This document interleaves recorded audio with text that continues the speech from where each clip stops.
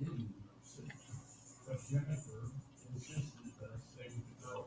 I know I'm not welcome there because I'm not finding some fresh towels.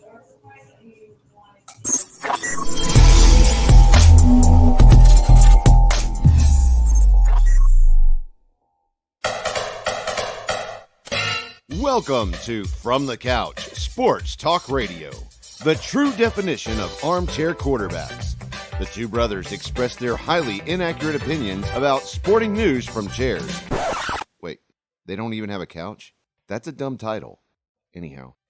The views expressed by the hosts are only opinions, and any stated facts are purely coincidental. Sit back and enjoy yourself. Now, here are your hosts, Jeff and Dave.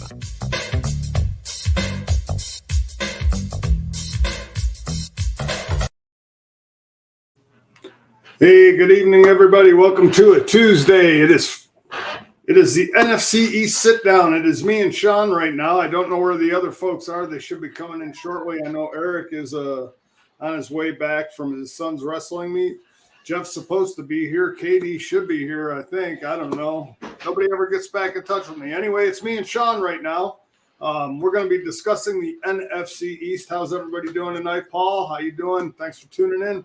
But before we do that, I want to get to some news of the day, give you a little roundabout thing of what's been happening here. So today was the deadline for the franchise tag. So in case anybody doesn't know, which I'm sure you all do, but I'll just give you a quick update and rundown. The following players have been tagged by their teams. Michael Pittman, the wide receiver from the Indianapolis Colts. He has been franchise tagged at a value of $21.8 million. We also have the edge rusher linebacker Josh Allen of the Jacksonville Jaguars. He was franchise tagged today also at a whopping $24 million for one season. So they're trying to get a long-term deal done with Josh Allen. So hopefully that works out for them and Jacksonville. As we all knew last week, T. Higgins was franchised. Again, another $21.8 million off the Bengals salary cap. Brian Burns, the edge rusher linebacker for the Carolina Panthers, he was franchise tagged today, $24 million. We got Justin Madubuike, the defensive tackle for the Baltimore Ravens. He was franchise tagged at a whopping $22 million for the defensive tackle in Baltimore. Good on him. Jalen Johnson, that was a little bit of shock to me because he was actually speculated to possibly get traded during the season last year. But I guess Chicago thought better of it, seeing as how they're trying to build a winner and didn't want to lose one of their valuable cornerbacks. He got tagged today at $19.8 million. L'Jarius Sneed, again, that's one of those ongoing situations. He was tagged, but they are exploring the trade possibilities with him. And finally, the last tag, for franchise tags anyway, Antoine Winfield Jr., cornerback or safety, cornerback, whatever you want to call him, in Tampa Bay, got himself a $17.1 million franchise tag. So that means that Baker Mayfield is set to be a free agent if they can't work out a deal with Baker before free agency starts, which in itself is kind of interesting, but maybe not so surprising with a couple of the quarterbacks that are in free agency, especially a guy like Russell Wilson, where you could turn around and sign a Russell Wilson for 2 years and give him $10 million over the 2 years guaranteed. That's $5 million a year. That saves you against the cap, and it doesn't preclude you from going out next year if it doesn't work out for you and drafting a quarterback early in the draft and having your quarterback for the future set, as opposed to investing the type of money that it would probably cost you to have a guy like Baker Mayfield on your team. I think you explore every option available to you. And with Russell Wilson out there, I wouldn't think that would be a bad idea. And then finally, the transition tag was applied to Kyle Duggar, the safety from the Patriots. He got $13.8 million. Sean, any surprises in those franchise tags that I had mentioned? No, I think they were all smart moves. Franchise tag is a weird thing. but definitely the way that's been used this year is very good. Obviously, releasing Russell Wilson, I think, kind of overshadows kind of everything. I keep reading these negative, $85 million dead cap hit, the largest in history. But those are going to happen now. Quarterbacks rates of pay are going up. Just what they gave up for him, then what they gave up for Sean Payton. I don't know what the hell Denver's thinking. No, I don't know. It's shocking to me. I guess if you're going into full reset mode, I guess this is what you do. What I don't understand or what I don't know is how they come up with by giving up all that draft capital they did, how you can try to come up and either draft or sign another quarterback. I forget how much we said Denver had in cap space last week.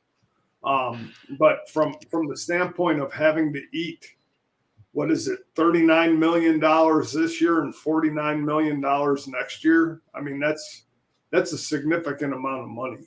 How much cap room you have.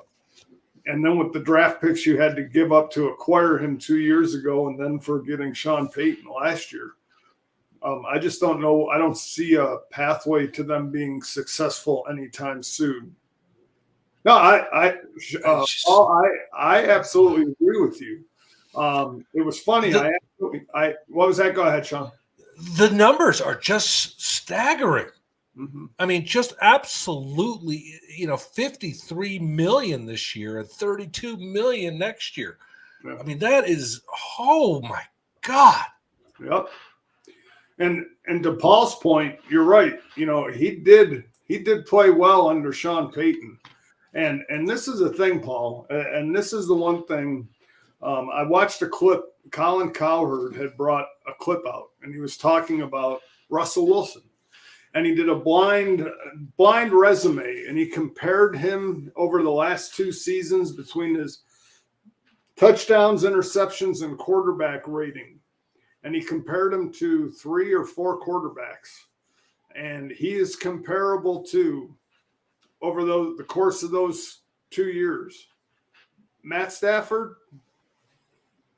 Justin Herbert, Trevor Lawrence, and there was one other guy. I forget who it was. So I forget the other one. But to say that, we talk about all these quarterbacks, Justin Herbert, Matthew Stafford being this great guy under Sean McVay, and so on and so forth, and Trevor Lawrence being the future of Jacksonville. I think people give up on Russell Wilson, but he's really a good quarterback. And again, I think if you get him, he played under Nathaniel Hackett. So when you put that into perspective, and I think Vic Fangio was the coach the year that he put his first year he came in.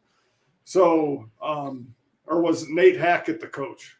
Was Hackett the head coach in Denver? Yeah, it was Hackett. So Nathaniel Hackett was the head coach. I'm sorry. But no, the things that he's accomplished with that team being as badly coached the first year he was there, to put up those kind of numbers and be comparable to those quarterbacks. I think people take that for granted. So it's going to be interesting to see, how that plays out and who picks up Russell Wilson. The thing about it, for a guy like Russell Wilson, you can give him $10 million guaranteed, $12 million guaranteed over 2 years, and he's still going to be making his money that a franchise quarterback will be making. But he's a smart man. He's not going to let you lowball. Well, but again, he's going to make you pay. Well, he's going to. I'll tell you what. If he was a smart man, he would sign for the least amount of money as possible, because he's going to get his money. He's getting his money from Denver. Denver's got to pay him that money. So that money's not just a cap hit to Denver. That money is Russell Wilson's money. So if he's getting $52 million this year, a $5 million contract from another team this year is going to give him $57 million. So if I'm him, I'm going to a team paying for the least amount of money possible, because I'm going to have Denver stuck on that salary cap because they get an offset based on however much the other team pays them. So if I'm Russell Wilson, I say, screw you, Denver, and I'm going to go to the Vegas Raiders for $1.5 million and make sure that you're on the hook for every penny of that. Yeah, and I see what you're saying. Where you're going with it is because then they could use that money elsewhere. Paul just brought up a good point. I mean, Washington's got $83 million. If they picked him up and he did it on a dime, I mean, oh my God. Well, no, I get that, but again, I think if you're Russell Wilson and you're that team, I don't want my team to have to spend another $25 million on Russell Wilson. That's what I was saying. And break up that because again, that money that he's going to get from that team offsets Denver's cap. So if Denver owed $59 million and that's all his money, so now he's going to get another $25 million. That's going to be $84 million he's going to get this year, and that cap will offset of what Denver owes. So, and what their cap hit is. So again, and again, I think, yeah, you want to squeeze every penny out, but if I'm Russell Wilson, I also want to field a team that I think I can take to a championship. And if that means spending the money elsewhere to fill holes and bring yourself the best team possible, that's the situation I'm looking at, because I'm going to get paid my money. So I'm either going to get it from Denver or I'm going to get it from another team and Denver. So I'm still going to make my money. But but the Players Association won't allow them to do that. No, they will. They don't have a choice. That's part of the thing. So he's going to be responsible for driving down the price of quarterbacks. Well, I can't see that happening. He's not driving down the price of quarterbacks because that money is guaranteed. That money is owed to him. He's still getting paid. If he gets $54 million, Denver has to pay him $54 million this year or whatever the cap number hit is. So that's his guaranteed money. They just cut him to take the loss. They didn't want to have to pay him. They didn't want to have to keep him on the roster for injury purposes and all that stuff. So they decided to part ways. So that $50-some million he still gets that. He's not driving down the cost. He's actually adding more money to him because that $59 million or $52 million is still his money. So if he gets another $5 million, he's going to be making $57 million this year. The only thing that it does, that $5 million that another team would pay for him would offset the cap hit for Denver. But he still gets all that money, plus the $5 million from his other team that signed him. So he's not setting the market down. He's actually increasing the market. If he signs for another $5 million and gets 52, he's making $57 million this year. So I'd have to look into that a little bit. I'm just not. No, I see what you're saying, but I don't think the dead cap hit adjusts his salary any. I think if he comes in at something small, there's an offset. So I understand. So I'll look into it, and you'll probably be right. So next week when I'm on, I'll be like, David was right, or if not, I'll say you're full of shit. So yeah, but again, like I say, no, I think Russell Wilson's in an envious spot. He's going to get paid some good money, and he's going to help a team who might not have the cap space to go out and sign some players around him and put him in a good situation. But I do want to, before we go into NFC, because again, I thought other people would be on this show. I don't know where they are or why they're not here. But I will say this, a couple cuts today that were kind of interesting. The Seattle Seahawks have decided to cut both Jamal Adams and Quadri Diggs, the starting safeties. I know Jamal Adams has had injury issues the last 2 years. So I guess in some sense it's not surprising. Jerome Baker, the linebacker from Miami, he was let go. A couple other names, Hayden Hurst and C.J. Uzama and Will Dissly, all tight ends, have been cut or being cut. And finally, one guy who was cut that was interesting cut, Eric Hendricks, the linebacker who was let go from Minnesota and signed with the Chargers last year. He's also been cut. And you're right, Marcus May is getting released also.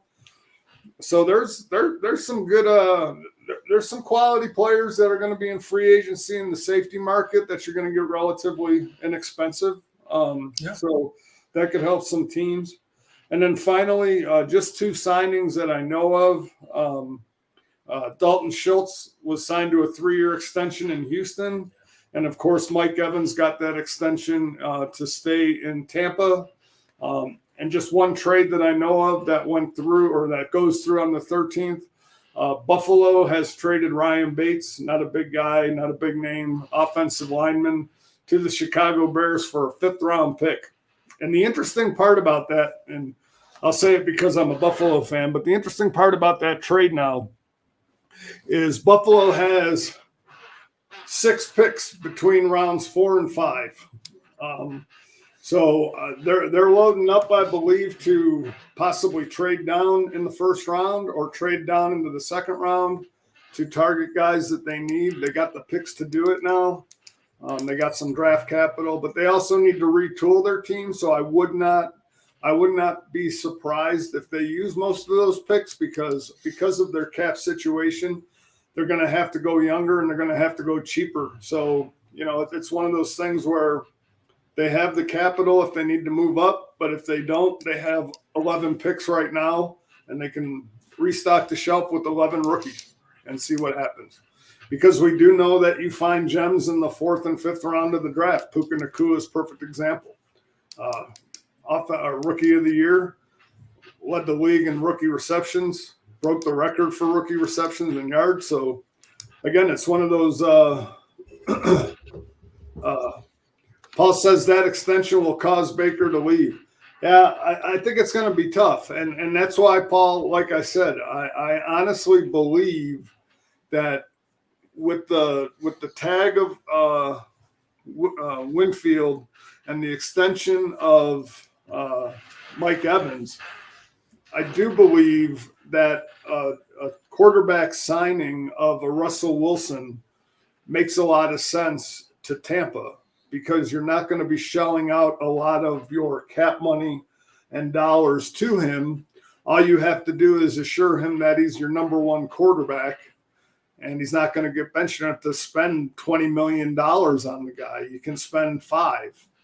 And again, if it doesn't work out the following year, and even if it does work out the following year, you can draft yourself a rookie to get him ready to play when Russell Wilson's done. I mean, Russell Wilson's 35. So it kind of gives you that leverage a little bit or leeway to plan ahead to get yourself another quarterback waiting in the wings for you to come on in and play after Russell Wilson's done. So we'll see what's going on. It's going to be interesting.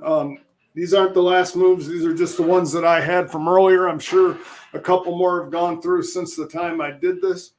But we'll be on Thursday night again to update even more because as we get closer next week, remember, next Wednesday is free agent frenzy, what they call it. And actually the free agent signing period or legal tampering period starts Monday at noon Eastern. So teams can actually start negotiating with free agents Monday, but the signings don't become official till Wednesday. So it's going to be an interesting next week of sports.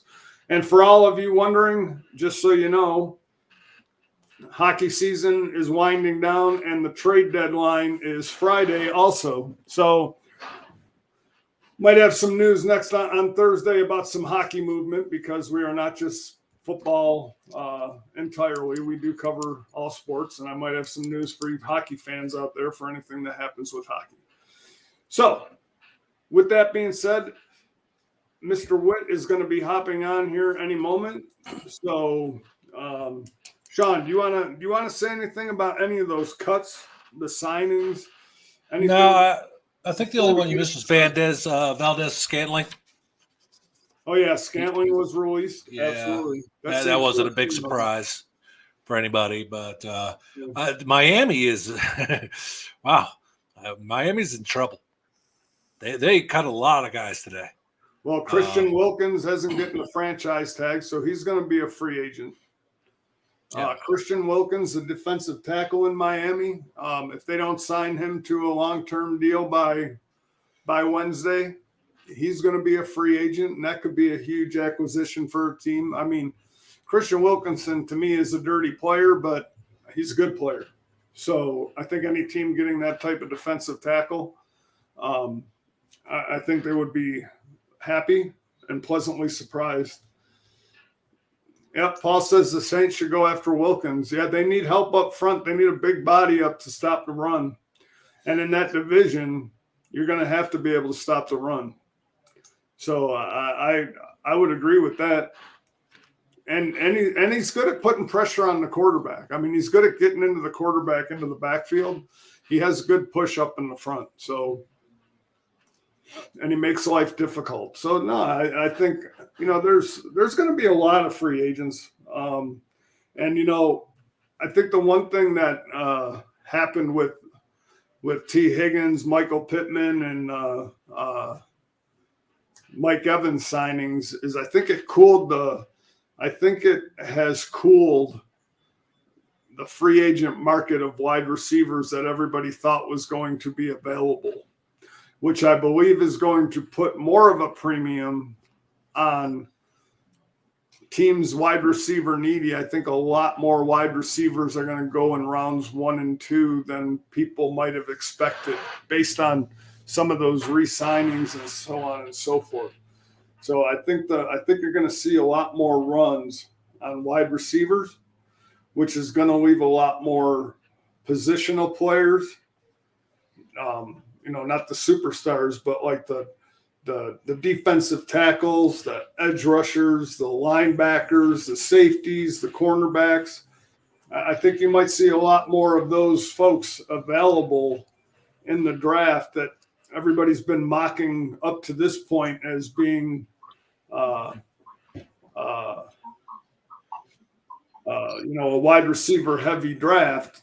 I think that's what's going to happen because of these free agent signings. That I think a lot of these other positions, people are going to get bargains down at the end of the first and the beginning of the second round, just based on that. Thoughts, Sean? Yeah, I think we're good. Alrighty, Eric, how you doing tonight? Happy Tuesday, gentlemen. We ended up down in a neighboring school today, and we had 3 matches tonight. So I was driving like Jeff. My Challenger's about out of gas, so I was getting left to be driving back to get here. But I'm here. Yeah. I would love to take Marshawn Lattimore for a 3rd round pick. If I'm Buffalo, if I can afford it, I would do that in a second. I wouldn't have no problems with Marshawn Lattimore lining up across from Rasul Douglas, and Christian Benford could play the It's like Paul listened to our chat today when I said you all needed a legitimate top flight corner. So Paul, good for you for having the force for kind of sensing what we were talking about here just a little bit ago. What, you don't think Lattimore's a top flight corner? I think Lattimore would probably be outside of. We can get into Buffalo. We're here to do the NFC East today, aren't we, Dave? Yeah, no, I was actually waiting for people to come on. I don't know where Jeff and KD are, but I was actually going through the tags right now. Okay. Who was tagged? Who was cut? Who are being released? Outside of the free agents that are going to be free, but the guys who are actually being cut. So an interesting list for sure.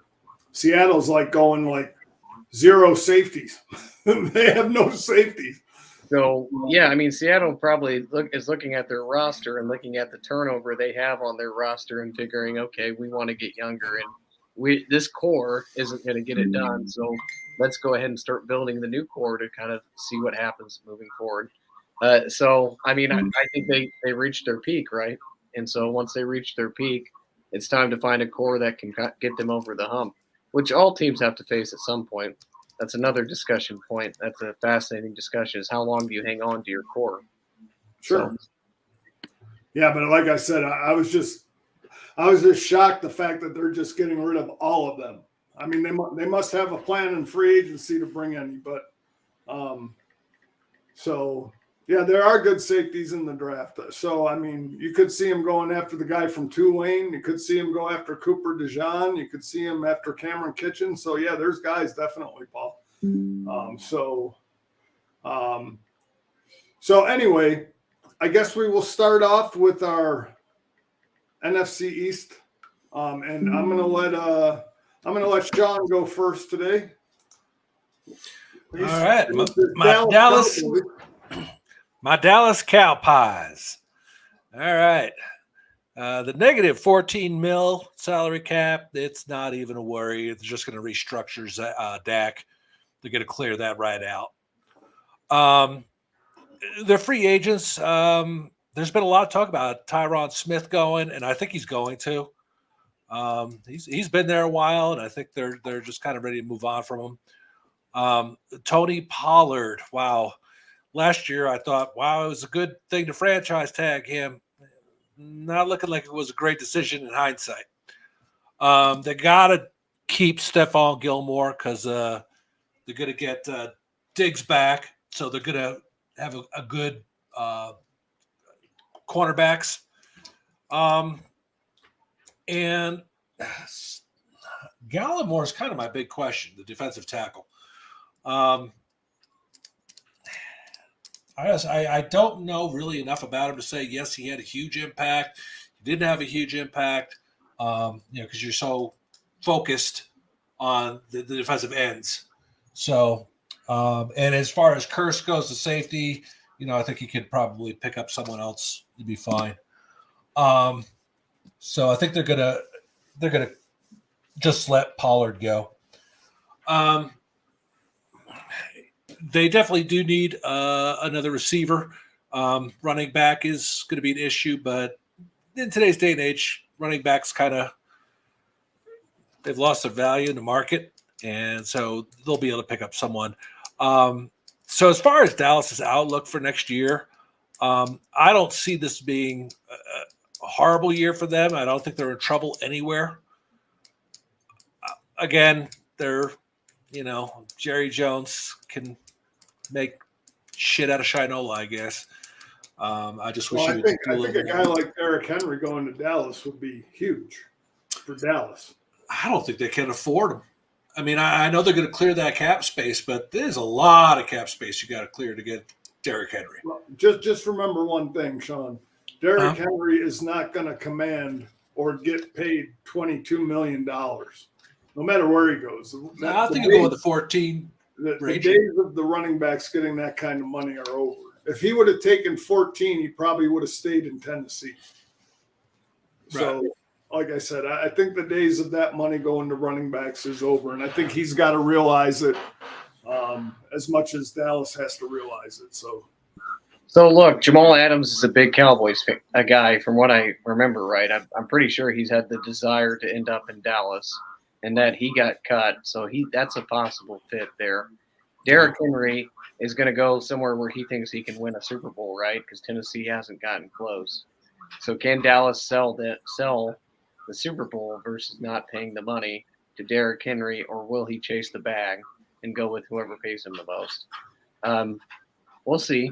I think if Dallas can give him 7 or 8 mil a year, and he has a chance to legitimately win the Super Bowl with Josh Allen West, I think he might take that opportunity and go to Dallas, right? Josh Allen West. They play in the East. Okay, Josh Allen. I know what you're talking about. I know what you mean, but you always got to throw Diggs in, man. That's cool. I get it. But no, here's the thing. There's a couple question marks, because first of all, you look at Dallas, and the notable free agents are there, but there's some guys that are on the verge of not being there. Michael Gallup, the wide receiver, has been considered a cut candidate to save money against the cap. Jerry Jones hasn't necessarily said that he is going. He might let Dak Prescott play out his contract before he extends him. So I don't think there's going to be any renegotiating or any restructuring of that contract. The only way that contract gets worked out is if he signs them to an extension before free agency. And I don't think there's been any urgency to do so, at least from what Jerry Jones has said. What he says and what he's doing are two different things.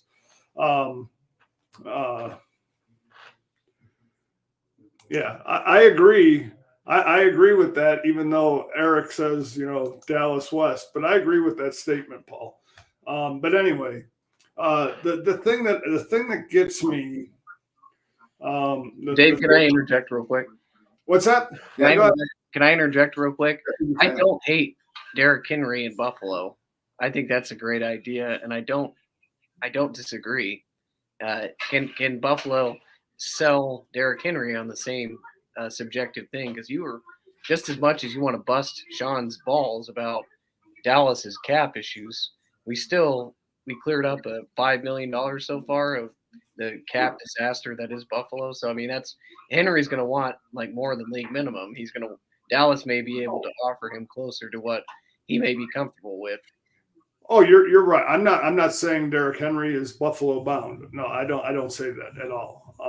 Would it be fantastic? I would love it. As a Bills fan, I would think, yeah. I mean, you have Cook and Henry back there. You don't know if you're coming or going. I think it'd be fantastic. It would take a lot of pressure off Josh Allen and not have to do his superhero stuff and allow him to be more of just the quarterback and let the running backs do the dirty work. I think it would be great, but I'm living in reality, not fantasy land. So I hold myself to reality. But I do see the Dallas Cowboys as a team that will pursue Derrick Henry.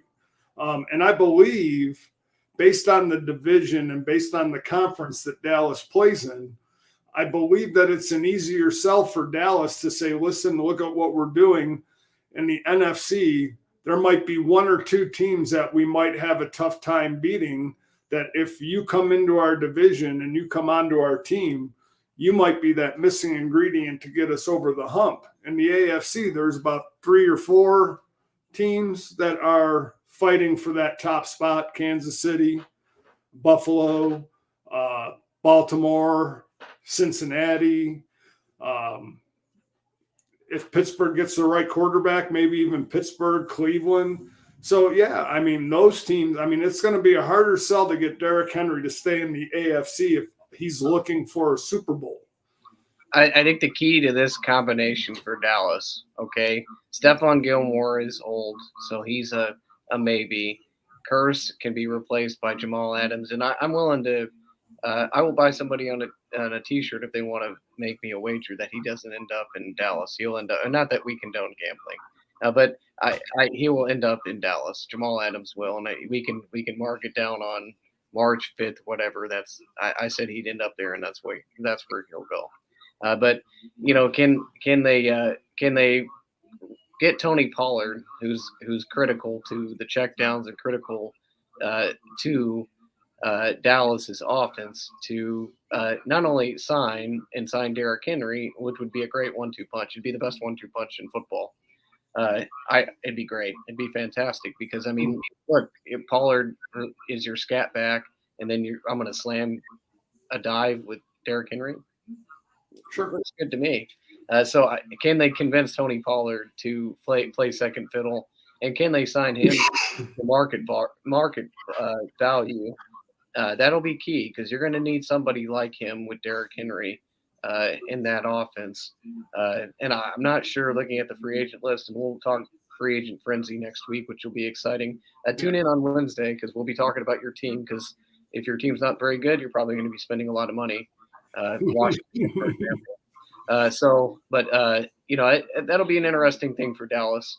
And I think that's the key to the offseason. At this point, Stephon Gilmore's a luxury, but Tony Pollard's more of a necessity. We're going to get to Washington shortly, but I believe Antonio Gibson's a free agent, but I'll double check that. I'm sure that'll come up in our slides because he'll be one of the key guys if he is a free agent. The only other thing, I think Pollard, being a free agent, based on what happened to him last year, just went into free agency in the wrong year. I just think being handed the number one job after Ezekiel Elliott went out, and then just him underwhelming in Dallas really is going to hurt his value.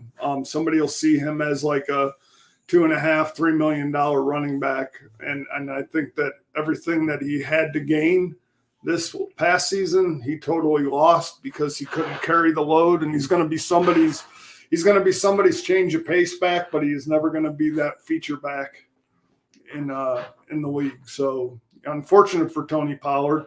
I mean, if he accepts a pay cut to stay in Dallas,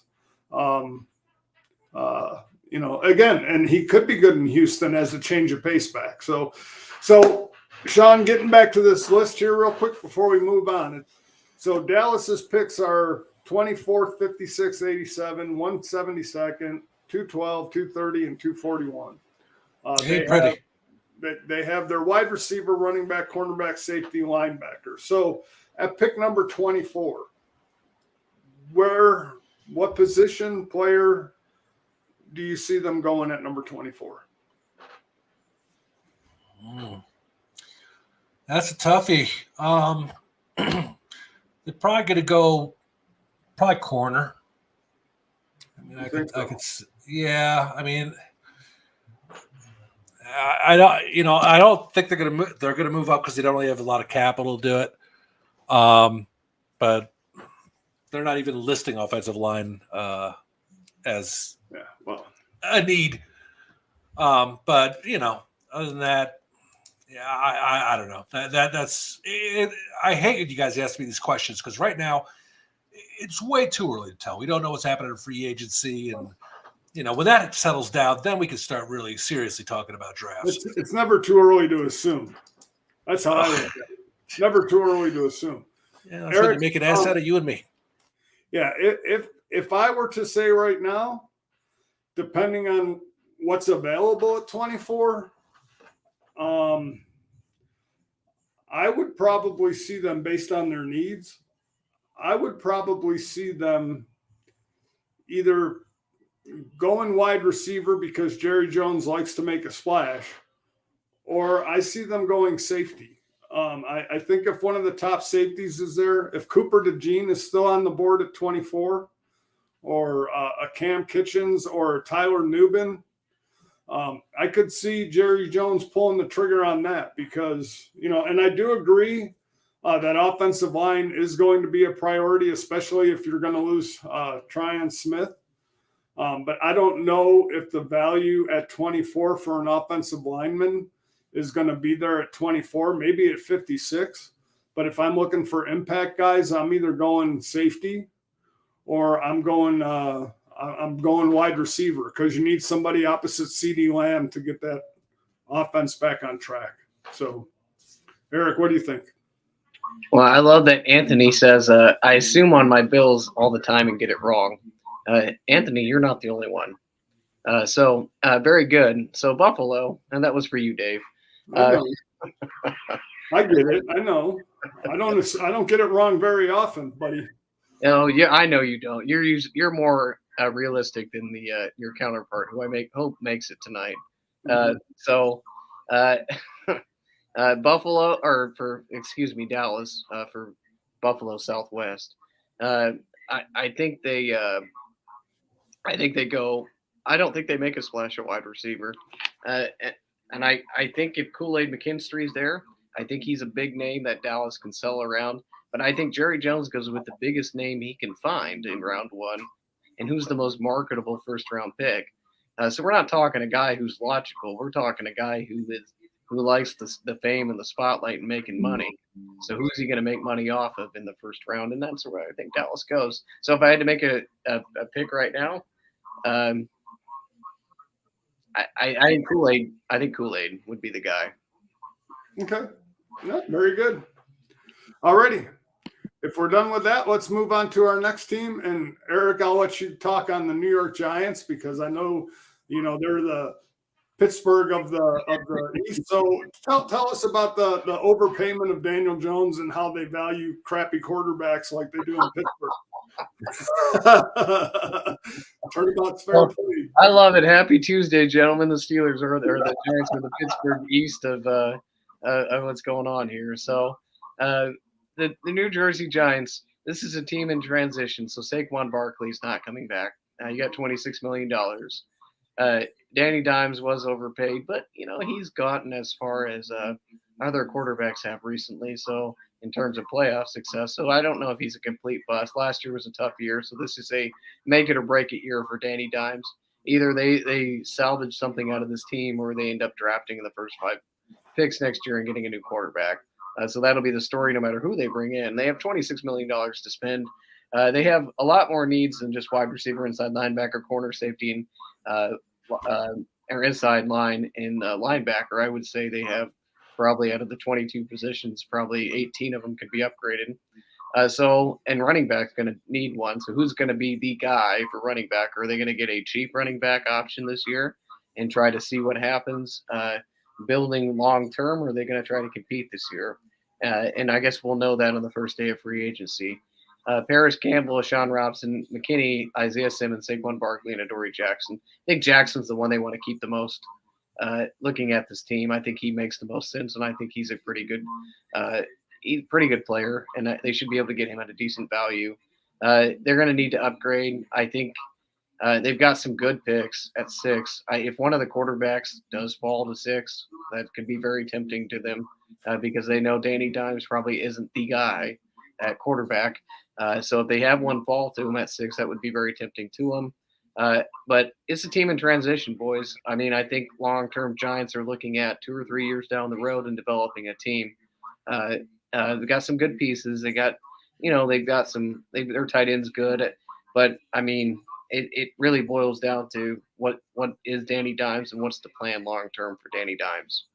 Well, what I'll say, Eric, and I find this fascinating right now because I think they are in the best position for a team to really give up a haul to allow them to build draft picks and allow them to get more talent. Because when you look at that 6th pick, I'm going to say that a J.J. McCarthy will still be available on the board at 6. I don't think he goes in the top 5 at all. At that 6th position, I can look at a team like the Las Vegas Raiders, who pick at 15, I think, or I forget, 13 or 15. Having to trade up to 6, you could get yourself a king's ransom for that pick if you are a quarterback needy team, or a team like the Vikings who are going to lose Kirk Cousins. I think the Giants, as much as the J.J. McCarthy would look so tempting to play on that team, this team, like you said, is a good 2 or 3 years away from really competing in this division, let alone the NFC. I mean, getting through Dallas, getting through Philadelphia. So to me, I think the smart choice would be for them to go and trade this pick, acquire more assets, acquire more draft picks, whether it's some this year, some next year. If you want to draft a quarterback, maybe in the 2nd round, you get like a Bo Nix and have him work underneath Danny for a year and see what happens. Because he's not going to cost you that much, being a 2nd round pick. And with the draft picks you're getting, you can actually fill some of your holes defensively and offensively, offensive interior line. You drop back to 14 or 13 or whatever that is, you can still get a guy like J.C. Latham. So again, it's gonna. That's why. And yeah, you're right, Paul. There's not a lot of QB talent next year. That's why I say, I mean, it's hard to walk away from that guaranteed contract that you paid Daniel Jones. So I think Paul's right. I mean, but they have to have this internal discussion today. They have to have this. Is Danny Dimes, do we believe in him? Are we going to look at him, and try to make this work with Daniel Jones, or do we think that we made a mistake and do we need to get out of that?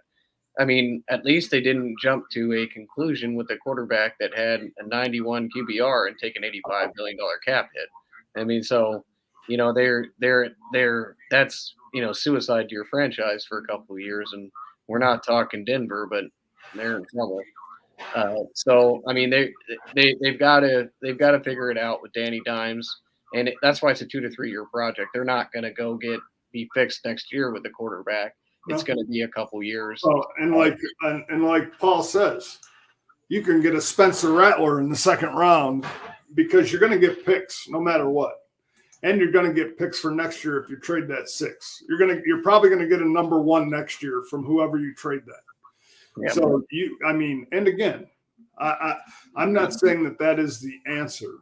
I'm just saying when you look at this team and the glaring holes that they need at all positions. I mean, you need wide receivers. You have none. You got who's your number 1 receiver over there?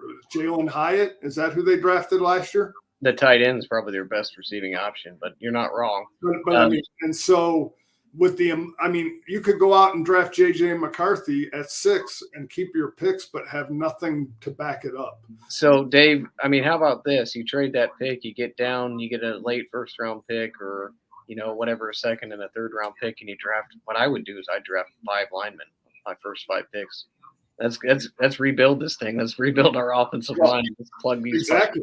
And maybe Danny Dimes is the answer with the quality offensive line. Yeah, you find out if Danny Dimes is good. You spend your first 5 picks in the first 3 rounds on 5 linemen, and you try to really get this thing going here. That's what I would do, just for the heck of it. But that sounds like a Jerry Jones type thing. So shame on me for thinking that way. Well, no, and like I said, I don't know the makeup or what they're going to do with that, and the way Joe Shane, like I know Joe Shane being a Buffalo guy working under Brandon Beane, I know he tries to get creative, and I know he tries to do certain things, in the way Buffalo did things with him, but. Again, I look at this as knowing where this team is at. Wasn't their line so bad that Justin Pugh was unemployed for the first half of the year, and then all of a sudden he came in without any conditioning and ended up starting for him? Yeah, no, exactly. So yeah, you're right, and that is exactly my point. That you need to really revamp this team to really know what you have in a quarterback. I think it was and coming off an injury that Daniel Jones had last year. I mean, you got to fortify that line, no matter who your quarterback's going to be, because your quarterback. If you could go out and draft Caleb Williams, if you don't have an offensive line, you're never going to find out how good this guy really is going to be. And that's why I say this is a good 2 or 3 years down the road before you really find out. So you're better off keeping your quarterback, revamping your line, filling in holes, getting some, playmakers on the outside of wide receiver, getting your offensive line straightened out so that your quarterback actually has a fair shake to find out what it's all about. Sean, give me your thoughts on the Giants. What do you think they're Well, I sit here and I listen to you guys, and you guys start talking one thing, and I'm like, yeah, you're crazy. And then you kind of bring it back, and I'm like, oh, okay, now they're starting to make some sense. And then you go right back to talking crazy again. There's no way they're giving up that number 6 pick. No way. They got to get somebody in there, and it's going to be a wide receiver. They're going to get a great wide receiver at number 6. They're not going to give up that receiver for somebody. Yeah, they're going to suck next year. They're going to suck the year after that. They're the Giants. I don't care if they suck the rest of their life. But there's no way they're trading back that number 6 pick. There's no way. And if you could, what are you going to get for it? You're going to drop back into the teens, and then you might get a number 1 next year. Mm-hmm. But where's that going to be? You're in a top position here to get a quality, hopefully an amazing player. You can't let that go. I don't see there's any way that they're going to trade away that pick. My only issue with that, Sean, is I could see that if the Giants were 1 or 2 players away, if their offense or defensive line was solid, if their backfield defensive backs were solid. They're 52 players away. The problem that I have with this team is go ahead, go out and draft Malik Neighbors. you know what that's going to do to you? It's going to make you draft fourth next year because you don't have a team around them. A wide receiver with that offense as is not going to be the difference between two more wins. And that's the thing that we have to look at is where do you want this team to be? To me, this team is a perfect example of a team that needs to rebuild and retool their team because it is not going to be just one player that makes a difference. And I'm not debating a word you said. They just don't fall back from that 6th pick. They're going to get a top name talent. You got to get some people in the building, man. So, Sean, to your point, and being the money guy and all the time when I'm not on the show, I don't disagree with you. You've got to market somebody who's going to put butts in the seats, and that's going to sell jerseys, and that's going to bring you capital income. So the unpopular move is trading the 6th pick. I think you're correct because we live in an environment where money is the ultimate factor in decision making, as it should be. But I think the correct move is Dave and I's idea of building an offensive line. You can get an Oduzze or a Neighbors, and they're going to be great no matter where they are, and they're going to get theirs. But the problem is you're never, ever going to win unless you do what you have to do and build that great team. And if you traded back, let's say for a 20 pick and you get a 2nd round pick and a 1st next year, that's 3 linemen. I mean, you could go guard, tackle, and then you get a tackle in the 2nd round, and you could really turn that thing around. Because really, does the chicken come before the egg, or does the egg come before the chicken? Does the run game need the line, or do they need the running back? And so ultimately, the NFL is telling you, hey, we don't draft running backs in the 1st round, and we think running backs can come easy. But linemen, they get paid and they get drafted high. And there's an opportunity to rebuild the team. If I was trying to win a Super Bowl and I didn't live in the New York market, even though they're New Jersey really, but New York, didn't live in that market and didn't have the media, I absolutely would do that. But like you said, it's about the money and it's about getting that name that's going to sell. And so if I'm the Giants and I'm staying at 6, I'm drafting Joe Alt. Because that's what I need. I need an offensive tackle to protect my quarterback, my $43 million investment. So he's not on his ass getting concussed and breaking his leg and doing everything. So I'm not drafting a wide receiver at 6. I'm drafting the offensive tackle. Would the media allow and not beat up the Giants if they drafted Joe Alt? Look at the media draft. The New York Jets in the same media market could have drafted Patrick Mahomes and everybody would give them crap because, oh my God, I can't believe you took this guy. He sucks. And then they win him 3 Super Bowls and then, they're always wrong. So again, what Draftniks and all these people don't understand is teams need to build to be consistent winners. And so again, I just look at the Giants team where they're at, that they would be better served to get their team right than to make the flashy pick to make the fans and the media be happy. So if I'm staying at 6, I'm taking Joe Alt. I'm taking the offensive tackle. Okay. So maybe you do. I don't think they're going to trade out of it. Number one. Number two, the one thing that I'm sorry, but if you really look at history, 1st round linemen don't typically do so well. It's your 3rd, 4th, 5th round linemen. They're the ones who make your team. Yep. Now, I understand some of these guys look incredible, but they play one NFL caliber player a year. Mm-hmm. That's my only problem with them is they don't face the talent week in, week out that they do in the NFL. So, it's so dicey. Mekhi Becton is the perfect example of that. Right. So, you do. You swing and miss, obviously, because the draft is a crapshoot.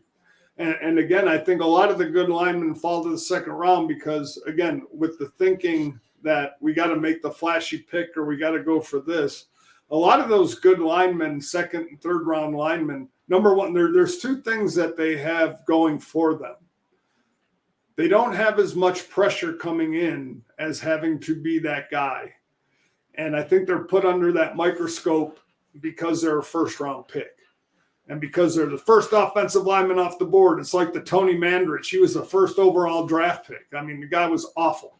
So from that standpoint, yeah, Trevor Penning the same way.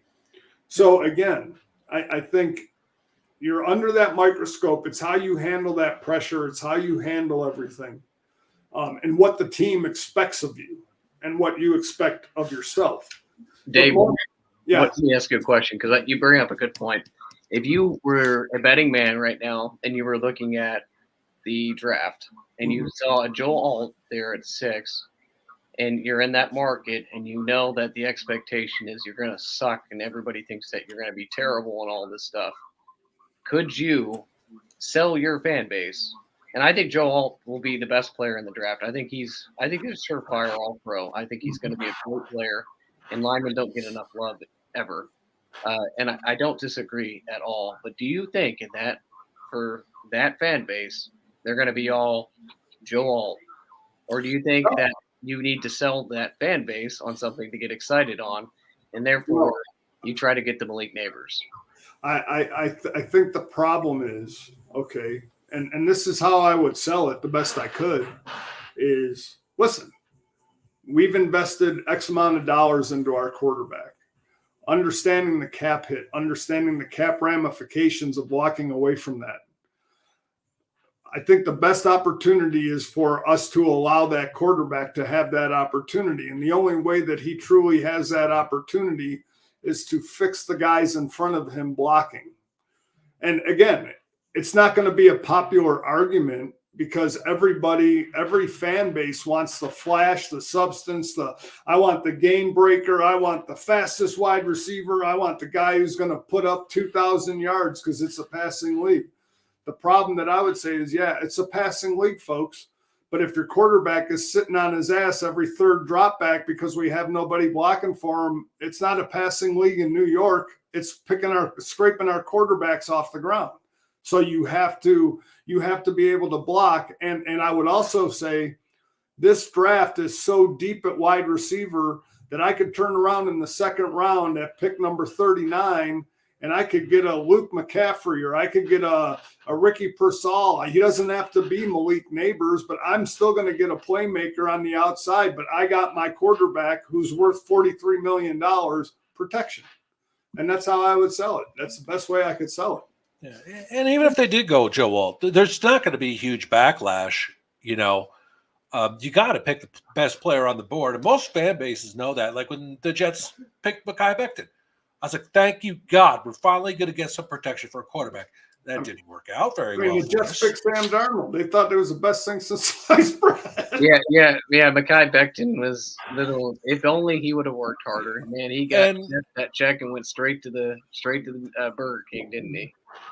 Yeah, but I know that, I keep bringing up the Jets, and I am a Jet fan, as you can all tell. But especially when we're talking about the draft, I have to bring up the Jets all the time because they can't draft worth a shit. So anytime I have, anything to say, but they could make this mistake, it's a Jet analogy. So and again, I think the one thing that we're overlooking is look at these draft picks after the combine. They meet with the players, they meet with the teams, then they have the private interviews.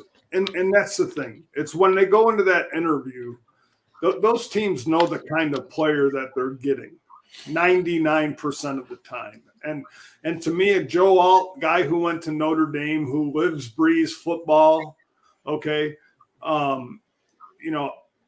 his attitude is going to be, I'm going to come in and my tape does it, but my personality, it's how you sell yourself as a player and as a person. And what kind of person, what kind of football player, what kind of person are you outside of football? And I think those interviews are key to anything. And you're right, the Jets have a track record of just drafting bad people. And whether it's the front office or whatnot, but I think they do. They have a tendency to take either the interview of the player lightly or they don't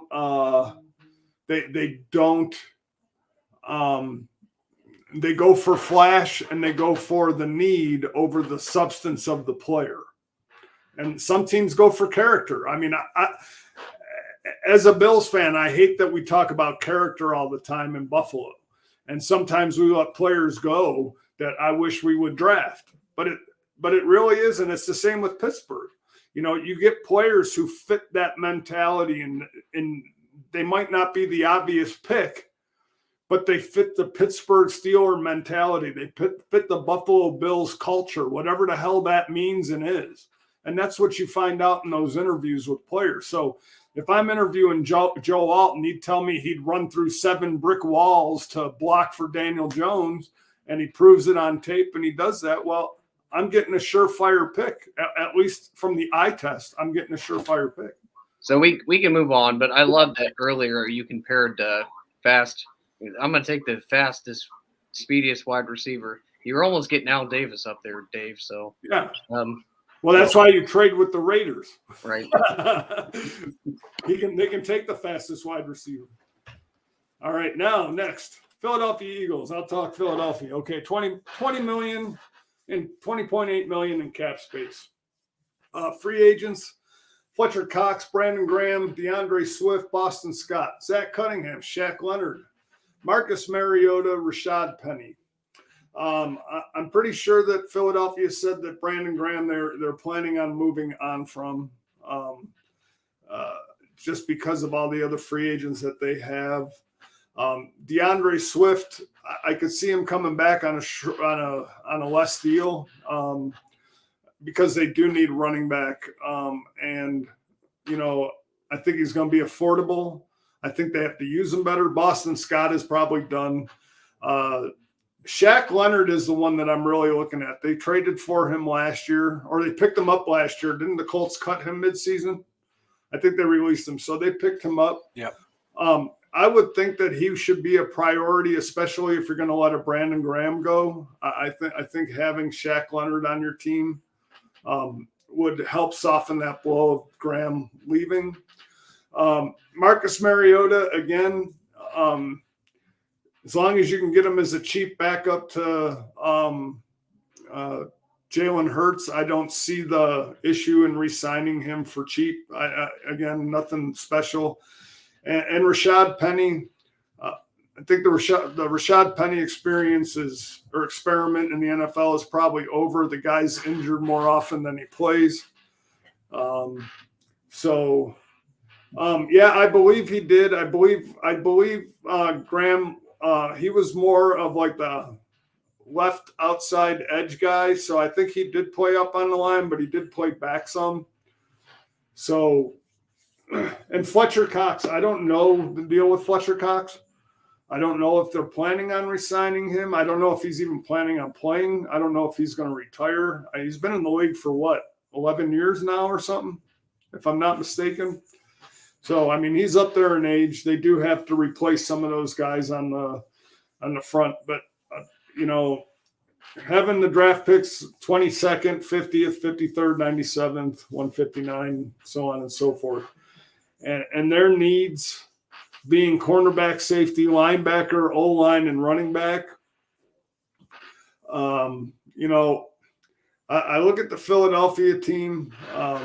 They were a disappointment the last part of the season, losing those games, getting blown out in the playoffs. You know, there was a lot of talk of what was going on in the locker room that divided that locker room. I don't know the story. Somebody knows the story. You know, and and Jason Kelce retired also, so they are going to be needing a center. You know, again, I don't think what's his name? Powers Johnson. I don't believe that Powers Johnson makes it to 22, but if he is there at 22, he would be the guy that I would look at to draft if I'm Philly, but I don't think he makes it past 18, in all honesty. And I don't know where Pittsburgh drafts, but I don't even think he makes it to Pittsburgh. Unfortunately for you, Eric, because I know you're really high on him in Pittsburgh, but I don't think he makes it out of the teams. There's a couple things I'm high on, and it's him and that Zach Frazier. Zach Frazier broke his leg and finished the game. Oh, I saw that at the combine. I saw him come out, did the cone drill and everything. Yeah, that guy is insanely tough. Sign me up to have that guy's a football player. Give me a football player at center. Yeah, that was amazing. So again, looking at their needs, looking at what they're losing, their secondary needs help. They're old, and again, this is a kind of spot where if Cooper, DeJean, or what's the cornerback? Tavion. Damn it. When we did our expert mock draft, we had them taking a corner. I think we had Nate Wiggins here. Did we not? Oh, Nate Wiggins. Yep, Nate Wiggins. That's right. I was thinking of the other guy. But, yeah, Nate Wiggins would be a perfect pickup for them. They need defensive back help. They were getting shredded in the secondary, and that's just something that they really need help. They need somebody back there.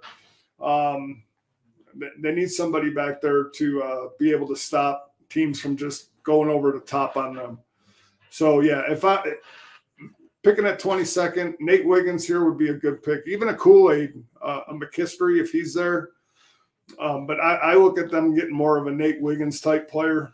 I believe that he would fit their defense a little better. So Paul's talking about how they have some great corners. I think we looked at the depth chart they have currently, and they're all old.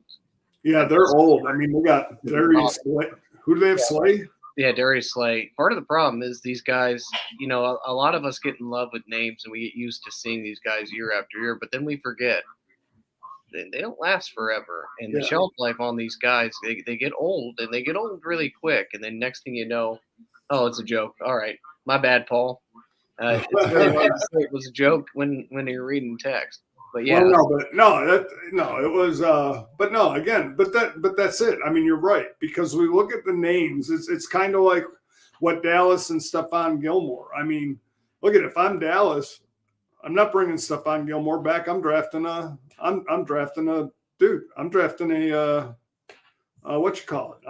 cornerback, because my cornerbacks are awful outside of Diggs, and it depends on how he comes back from his injury. But again, I mean, yeah, Stephon Gilmore 10 years ago was great. I mean, he's still a decent corner guy, but they age. Every year they get older and they get a little slower and teams get faster. And so what was good last year or last week or last month, it catches up to you. So, yeah, Nate Wiggins would be a perfect pick here.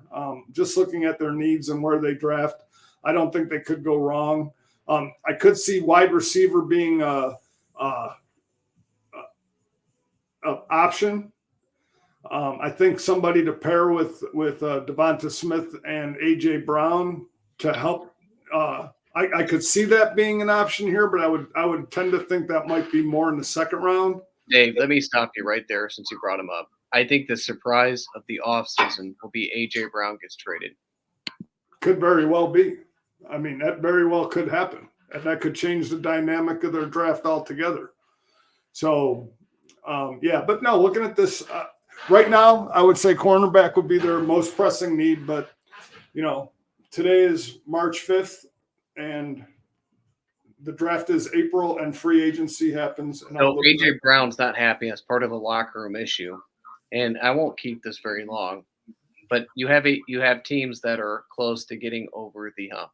You've got different teams that could be enticed to give out late first-round picks, a la the Buffalo Bills. So I could see A.J. Brown going for a late first-round pick, and we may be talking about 2 first-round picks that does a Tez Walker end up replacing him? And me, a money guy, I'm looking at Philadelphia. I'm like, Tez Walker. I could save a bunch of money and not have to pay A.J. Brown if Buffalo wants to eat this contract and give me some compensation. And so they may have a couple first-round picks. If I'm looking into a crystal ball, I think that happens. I think they trade him to a contender, Kansas City. Somebody who thinks that, hey, if I get a dominant wide receiver, I'm a shoo-in for the title. Absolutely. Sean, give me your thoughts on Philly. Oh, God, Philly's so tough for me. Like, after free agency last year, I was like, wow, And then the draft, I was like, oh my God. And they look great. And then came the Jets, and then came the last 4 or 5 games of the season. And it's like, what the hell happened to this team? Because they still have an amazing, defensive line. Their offense was good. I don't understand what the hell. So I don't know where this team goes. I don't know what this team is anymore. This is tough. Are they going to instantly get back there and reclaim the dominance which they had a year ago? Or are we going to be looking at the same, whatever the hell that was at the end of the year? I don't get it. This team to me is, I have no idea what they're doing, where they're going, how they're going to be.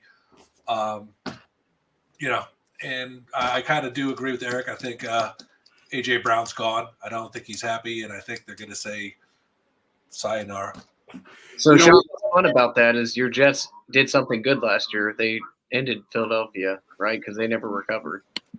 Yes, even after Cole gave our game plan away. Well, I will say this. I mean, whatever was the issue in Philadelphia, wherever that issue was coming from, it was coming from the wide receiver room. I mean, it got to the point where A.J. Brown, didn't he get benched that one game? Didn't they bench him? What is it with Philadelphia and having wide receiver drama? I mean, it brings me back to the Eric, we've talked about diva wide receivers. You talk about Diggs. We talk about Pickens. I mean, this wide receiver room was dysfunctional. I mean, it got to the point where it was beyond diva. And I don't know what happened. I don't understand it. I don't get it. But the problems in that locker room go deep. And when your receiver has to come out and say, hey, I'm happy here, blah, blah, blah. And, yeah, well, dude, you were pissed off and you were benched. And you had no reason why you were benched for a game. And now you're saying everything's all roses and, rainbows. It's just not factual. And so for me, either they fix that problem or A.J. Brown is probably moving on. And so I agree with you, Eric. The day and age of Terrell Owens giving you a bunch of crap, but at least Terrell Owens showed up in the Super Bowl with a broken leg and gutted it out. And if it wasn't for McNabb being out of shape, they damn near beat New England. So, A.J. Brown may talk a lot, but he's got a lot to prove. Not that he's not talented, just is the mental aspect. Can it match the physical aspect? No, I bet he gets traded. And I think one of these teams that is close and keeping, this is where the core conversation comes.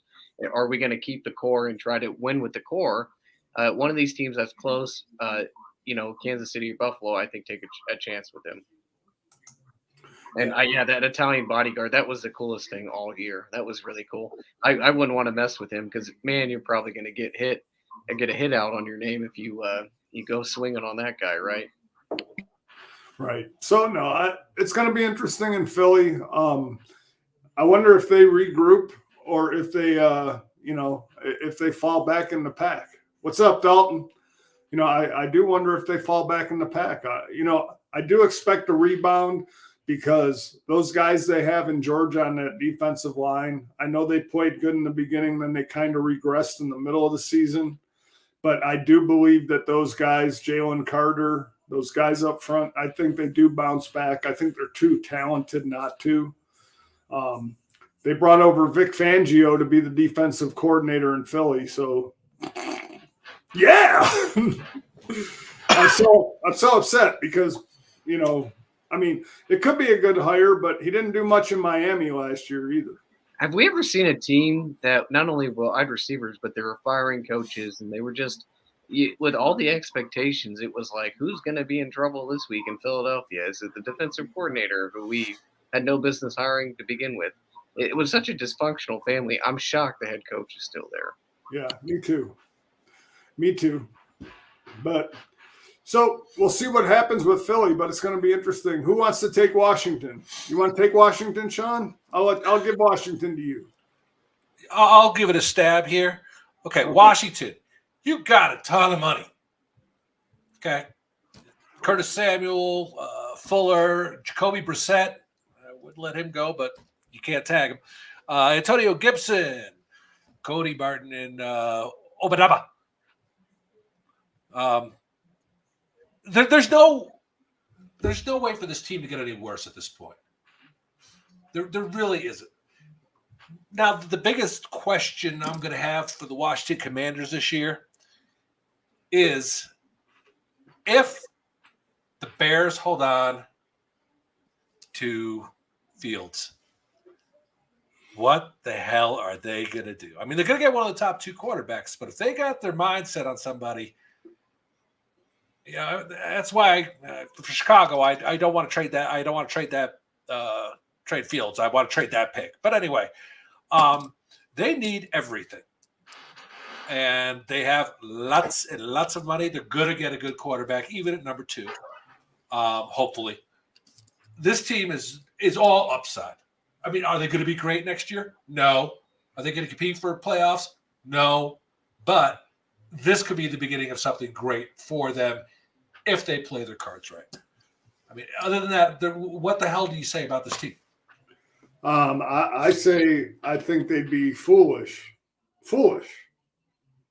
if they don't trade that number 2 pick to New England and pick Marvin Harrison at 4. I think they'd be foolish. I don't think Sam Howell is a bad quarterback. The dude led the league in passing last year in yards, or he was second by the end of the season. What they lack is they lack a playmaker opposite Terry McLaurin. Okay, they had Curtis Samuel. He's a free agent. You can bring in Drake May. You can bring in what's the other guy, Jaden Daniels. And if you leave them with the same cast of characters, that's what you're going to have, the same cast of characters. The fact is this. Go ahead. Yeah, so they're in the chat, and they're not wrong. So I get your point about Sam Howell, but a lot of their plans depend on, like the chat says, offensive line, and you've got money to spend. So this is where my whole theory of bringing 5 of the best offensive linemen in the draft comes in. If they go quarterback, like you say, if they don't and they keep Sam Howell, and let's say they keep Howell, do they go and have that opportunity then to trade down and get a bunch of linemen, which they need? What's stopping the Commanders from being good right now? Well, their line sucks. They stink. And so, again, I don't know the free agent offensive lineman, but with $83 million, you don't necessarily have to build through the draft. I mean, you're going to have money to spend. And if there's a lineman out there and I would have to look through the line, and I'll do that this week because now that we're going to be going into our free agency period with the signings, I would have to look and see who's available offensive line-wise with that kind of money. Because, like I said, and I get the fact that you're bringing in a new coach, and that new coach has his own coaching style, and he wants his certain players. So it's kind of like the year that Arizona drafted Josh Rosen and didn't give him an opportunity, and they drafted Kyler Murray because what's his name came in, and he wanted Kyler Murray as his quarterback to run his offense, Cliff Kingsbury. So the coach of the Commanders probably wants to have his style of offense with his players. So you're inheriting somebody else's draft picks, and you want a clean slate. Unfortunately for me, I watch Sam Howell, and when he has time, he's one of those quarterbacks that he doesn't make a lot of mistakes when he has time. When he doesn't, he gets pressured, he gets flustered, and he makes some stupid throws. But if he had the time and he had the playmakers, I don't think Sam Howell is a bad quarterback, and I think they'd be foolish to give up on him. But again, knowing that they're bringing in a new coach and a whole new system, I'm sure that coach is going to want his players. So Dan Quinn, right? So Dan Quinn's a tough-nosed. He's going to run the ball more coach. So I can tell you they're going to somewhere get a bunch of offensive line. I like Paul tonight. He's right on the money. Tyrone Smith, he's going to chase the bag. He's going to go from Dallas to Washington, and he's going to get paid. That guy is going to be paid. We'll see about Will Clapp. I actually think they'll probably get a guard with their second pick in the draft. But I think for sure Tyron, as sure as I was about Jamal Adams being a Cowboy, which he will be, I think Tyron Smith ends up being a Red or Commander, whatever the hell they are. I do think they spent some money here. They're an exciting team. I think they're the Houston Texans of the NFC. Watch this team really develop. But I don't disagree. I think you build the team, and you're Sam Howell. He's throwing the ball, and if he's got time, he can be effective. So build the rest of the team around him and see what you got. If Marvin Harrison Jr. is there, everybody's in love with Harrison Jr. But here's the thing: Odunze and Neighbors are going to be just as good as Harrison Jr. We get obsessed with these names, and we get caught behind. And I get it. At Ohio State, he was great, but the competition in the Big Ten wasn't that great either. If you're going out against the Indiana Hoosiers and you're having 200 yards, well, you should be, because they're the Indiana Hoosiers. In the Pac-12, I mean, Odunze is not great either, but Malik Neighbors is in the SEC. And so, I know that there's one thing Jeff and I agree on, and he's not here, and I'm disappointed he's not, because he'd be very proud of me for saying this, but the SEC is a whole different ball game than the rest of these divisions. So I don't know if Marvin Harrison is the legacy pick that everybody thinks he is. I think he's going to be a fine player, but that's not making him his dad yet. I think, if they can trade back into 6 or 7, 8, and they can grab a Malik Neighbors there at 8, I think that does you just as good, and I think you can probably get a 3rd-round pick from it, and then you can add another piece, because like Sean says, you look at 20-some positions, and you're like, yeah, maybe we can upgrade here, or maybe we can upgrade there. So you're going to need every piece you can get. If you go from 2 to 6 or 7, you're getting their first, a second, and probably a first next year. You're going to be getting a haul for number 2. I don't care how far back you go. You're going to get a haul. I mean, because the team moving up wants that player, and they will give up what they want. If somebody wants a quarterback, they're going to give you a king's ransom. Okay. And there's teams out there, even though there are free agent quarterbacks out there, there are teams that need a quarterback who don't want to spend the $50 million it's going to take to get a Kirk Cousins or to get one of these other guys, a Baker Mayfield or whatever. And so when you can go up and you can go to number 2 to draft a rookie and have him on salary confinement, so to speak, for 5 years of his contract, they're going to give you a king's ransom. So you will get at least 3, if not 4 draft picks to move up to number 2. And again, so like I say, I think they stay put. I don't really think they move back, because I believe they have already made the decision to move on from Sam Howell. It's an unfortunate thing. I mean, to me, if I'm Washington, I'm trying to trade Sam Howell. I would trade Sam Howell and get a 2nd-round pick for him. I mean, I could get a 2nd-round pick for Sam Howell from a team that needs a quarterback who's not going to be in the position to draft. I mean, the Raiders would be a perfect team, or the Vikings would be a perfect team to trade for Sam Howell, because he's still going to be cheap. He's not going to be expensive. You don't have a lot of cap room, and you're getting a guy that has cost certainty for the next 2 years or 3 years. So, yeah. So if that's my choice, I'm moving Sam Howell. I would take Sam Howell in a heartbeat. Yeah. I would take him. He's a young quarterback. He's good, cost efficient. I agree with you. Mm-hmm. Sean, what were you going to say?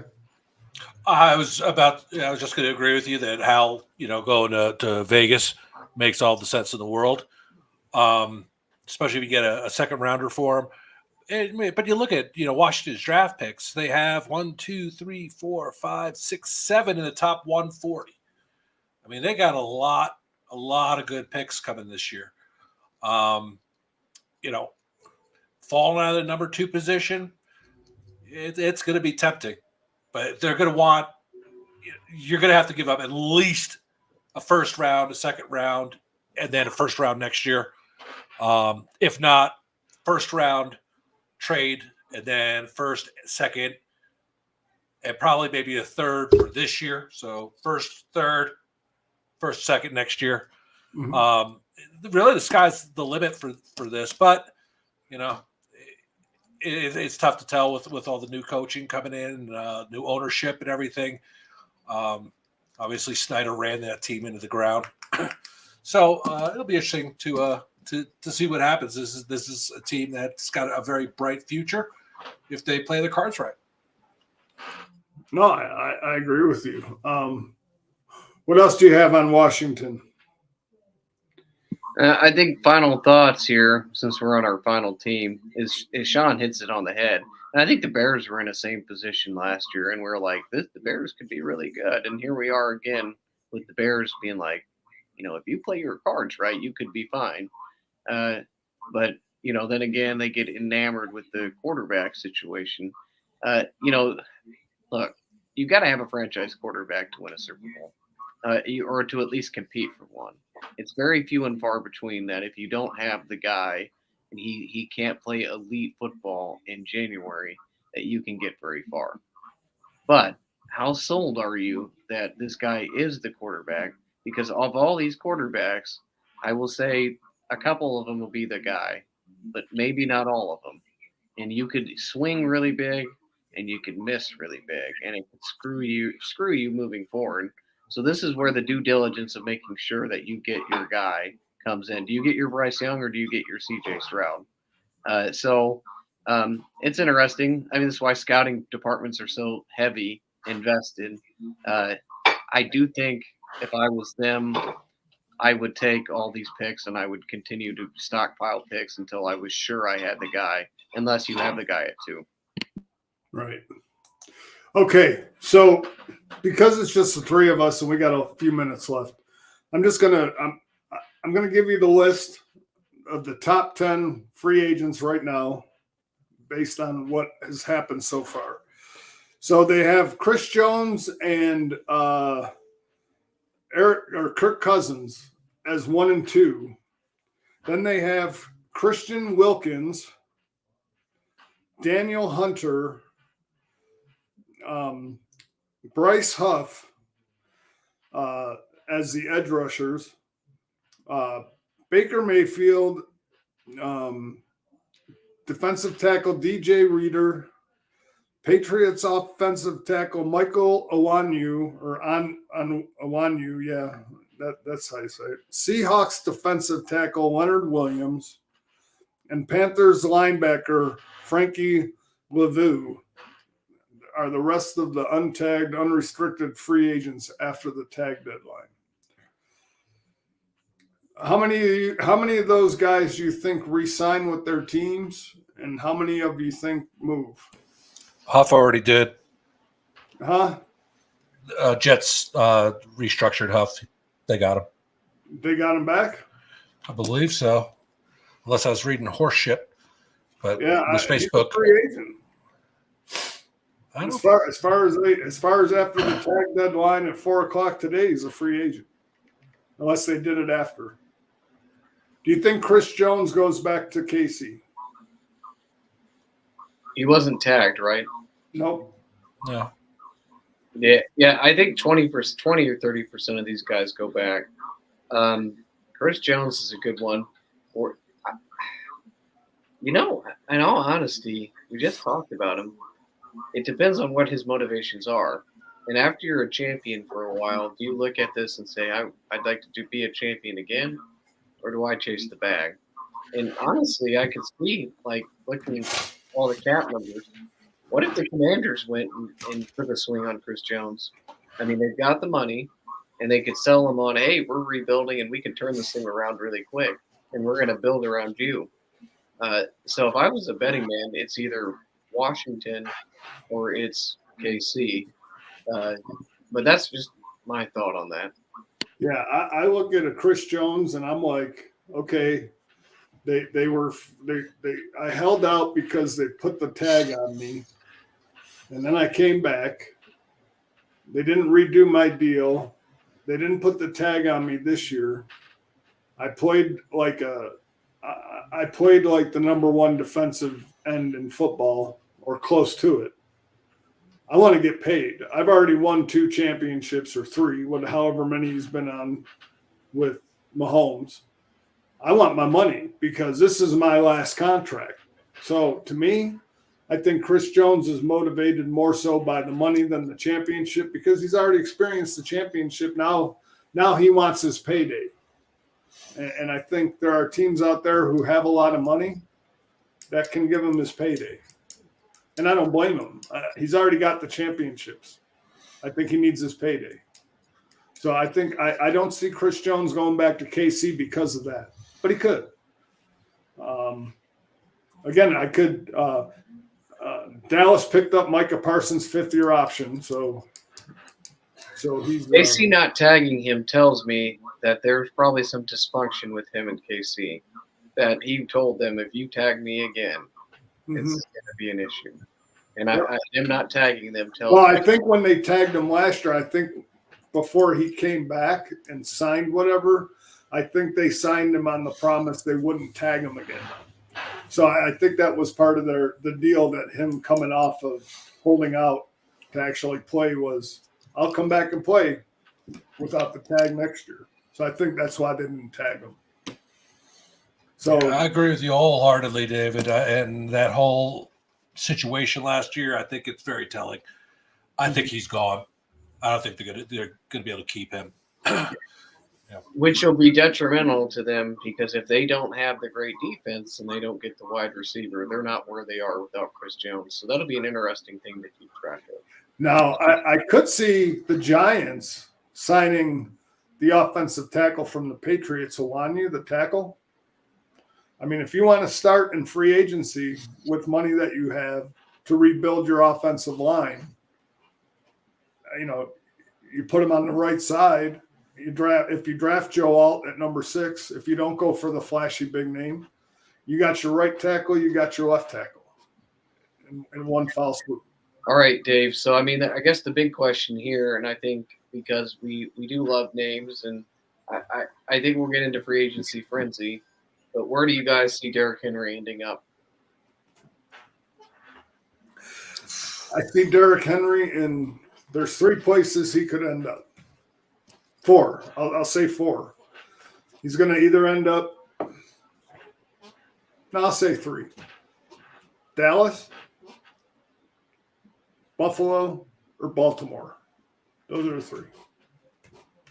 I think Dallas has the most money to offer him. I know Buffalo's up against the cap, so they're not worried about luxuries.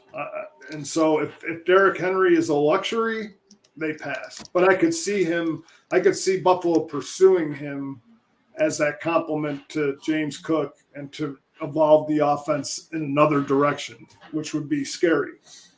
So while I could see it, I doubt it, but it would be a great fit for him. What about you, Sean? That's tough. I just don't know. I mean, you guys, Dallas makes a lot of sense. Because he's going to be traded, right? No, he's a free agent. He's a free agent, and he didn't make this top 10 list. No, not at least on this. Okay, something's wrong here. What's the deal with Austin Eckler right now? He's a free agent too. Yeah, he's pretty pissed with the Chargers too. Yeah, well, Harbaugh. I can see Harbaugh making a little splashy there, bringing him because man, for as terrible as their record was, they are a talented team. So that could be a place he could end up. And I throw it out there. There's a couple of teams that got some big money. New England. I will say I think Derrick Henry is the opposite of Chris Jones. Derrick Henry, I think at this point in his career, he's gotten the money. He wants a championship, or he wants to sniff a championship or be on the team that can. So I don't think it's about who has the most money. I think it's about the opportunity to play for a Super Bowl. And so, again, I look at the teams that are at the top, and I look at whether they have the money or not. I'll play for $7 million if I can win a Super Bowl, because I'm going to retire in a year or two anyway. I don't need to be your featured guy. I need to be the guy that you can come in, and instead of giving me 350 carries a year, I can do 200 or 175, and I'll be your fresh guy, and I just want to win a championship. Well, Dallas is sadly, sorely missing. When they traded away Zeke Elliott, they need that huge back, because when they were playing Philadelphia and they got down to the 2-yard line a couple times, they could not punch that ball in for nothing. Mm-hmm. You put a guy like Derrick Henry in there, that's going. So if I had to choose with Derrick, I'd say that Dallas is probably his best bet. Plus, he don't like the cold. I know he plays in Tennessee, but City too. But what's really fun about this is Fanatics loves free agency frenzy, so they'll get a bunch of jersey sales for a bunch of guys who may not make a big impact in the NFL, but that site will go nuts when people start signing everywhere, because everybody will want to have that jersey that day. So if Derrick Henry goes to the Cowboys, the amount of money Dallas is going to make on jersey sales will go nuts. Sure. That'll be such a huge signing to Dallas. And doesn't it seem like the Jerry Jones thing? King Henry, big running back. Can I convince him and make a splash on day one? I think he does it, and I think he makes the money. And I think it helps them, because you're right. Tony Pollard couldn't punch it in late, and their running backs were all not power backs. They need one. I hope his career doesn't end like Zeke's career on a terrible play where they line him up at center and try to have him run, or whatever that was that Zeke ended up his career with Dallas. I will honestly say, though, as scary as it is, his best option is Baltimore. And I say that with Lamar Jackson's ability to do what he does anyway, with a Derrick Henry in the backfield, your defense is pick your poison. Do I play a gap to – if I play the gap, Derrick Henry's 99 yards, touchdown. Okay, because if he can get through my defensive line and my linebackers who are spread out, because I got to worry about the RPO with Lamar Jackson running, so I got gaps in my linebackers like 8 yards so I can cover the field from side to side, and I can get through that first line and that first hole, I'm gone, because I can run over any defensive back. I think for his perfect fit, it would be Baltimore. Yeah, and I don't disagree, but I think Dallas has more appeal. So you got to remember, I'm going to take less money at the twilight of my career, chase a Super Bowl. Where can I get endorsements? Well, but let me ask you this: if Dallas has appeal, and I get all the endorsements, I get all the stardom, I get all that because you're a Cowboy, but if your goal is to win a Super Bowl, who do you think is better equipped or more at the ready to do that? Is it Baltimore? I don't think Dallas is that far behind. I mean, you're talking Green Bay kicked the dog shit out of them, and that happened. But if you look at the rest of the year, Dallas isn't that far behind Baltimore. No, I get it. And Baltimore the year before, I mean, it's hard to judge season to season to season. But Baltimore the year before wasn't exactly just dominating people. Cincinnati beat them the year before, and it's a tough division. So if Derrick Henry is going to come to the AFC North, this is something he'll think about. Do I really want to go and play in nasty cold weather in Cleveland and Pittsburgh and get beat on? And he'll get hit. I know he delivers hits, and that's wonderful. But in the AFC North, he'll earn every yard he gets. I don't care what defense he's running into; these guys are gonna hit him back. Or does he want a lighter division because would I rather run against the Giants or run against Pittsburgh in December? And then again, I mean, the AFC East, and I'll be the devil's advocate for Buffalo, for the most part, is more of a finesse division. I mean, the Jets defense hammers the shit out of you. The Patriots play good defense. But with the exception of those two, it's pretty much, you know, Allen makes things happen. The offense goes. Henry would not be required to be the lead back because he wouldn't be the lead back. He'd be the change of pace guy. And again, it opens up a lot of opportunities, number one, for him to rest his body. But more importantly, you know, from an offensive standpoint, it opens up the playbook for that offense. And again, to me, Derrick Henry in Buffalo, if Buffalo had $40 million today in cap space, that's a luxury that I would pursue wholeheartedly. If I'm a Buffalo Bill, if I'm a GM and I have that money. Dave, I don't disagree, and I think that's the best fit. But ideally, your GM was so bad at foreseeing the future that he put you guys into cap oblivion, and now you're trying to figure out. I think that's the best fit because I mean, yeah, it would make everything really easy for your quarterback, and you guys have an opportunity to win a Super Bowl. But you're going to have to take a step back this year in order to get cap compliant, and we're gonna feel it because I don't think it's so much a step back. I think it's just going to be, like I said, the one thing about Buffalo that I love, and I looked at their draft picks they have. They have 6 of them in rounds 4 and 5, and in rounds 4 and 5, their draft picks are like 4 picks apart or 5 picks apart from each pick. And 5 and 6, and 5 and 6, they got like 3 draft picks within 5 picks of each other in rounds 4 and 5, and that's where they're going to make they're either going to move up in the draft to get the guy they want, or they're going to restock the shelves with young guys. And a lot of 5th and 6th round picks are the ones that you really have to do your work on, and you really have to hit on. Because that's where a lot of those guys come from. Puka Nacua, 5th round pick, offensive rookie of the year. I mean, you laugh at me, but it does happen. And that's where Pittsburgh makes a lot of their hay, is in the middle rounds.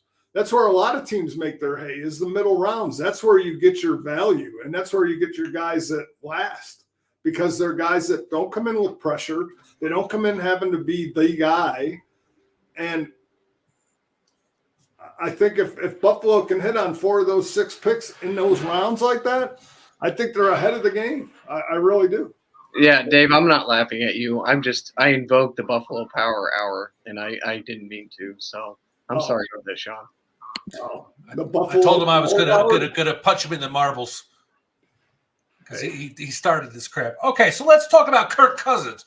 Where the hell's Kirk go? Kirk's going to probably Atlanta. I think they're moving. His wife is from Alpharetta, Georgia.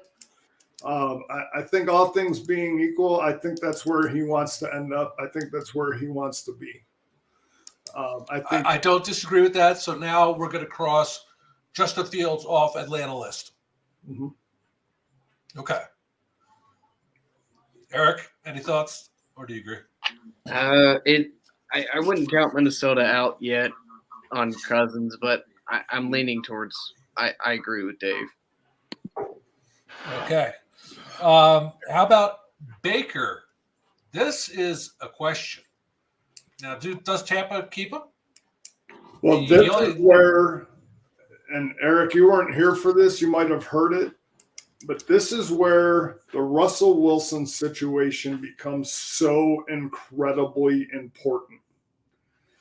And I say that because, and as I told you, Sean, in the beginning, and I said it to people listening, when you have a quarterback who's already making, what was it this year? 52 million? 54 million, actually. But. So if he's making 54 million, he's already getting that money. If you can give this guy 2 years of you're going to guarantee to be our starter for 2 years. So I'm going to give you $10 million fully guaranteed for 2 years. You're making $52 million this year from Denver. You're getting $5 million from Tampa. So now you're making $57 million this year. You're getting paid $57 million in cash to play football this year. If I'm Tampa, I explore that possibility because I know that Baker Mayfield, based on the fact that I franchise tagged Antoine Winfield and I just re-signed Mike Evans, my money's limited. And do I want the same buyer's remorse that the Giants have by putting $40 million into Baker Mayfield as on Tampa that the Giants did with Danny Dimes? Or do I say, hey, Russ, come in and play 2 years for $10 million. Then I'll still have all this cap space to fill other needs on my team.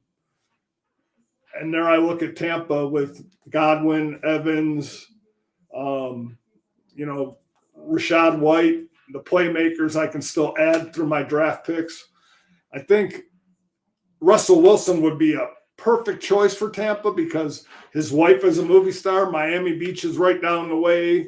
They still live the lifestyle that they have on the West Coast out in wherever. They're not playing in Denver. She can go enjoy Miami Beach while he's playing and doing all that stuff.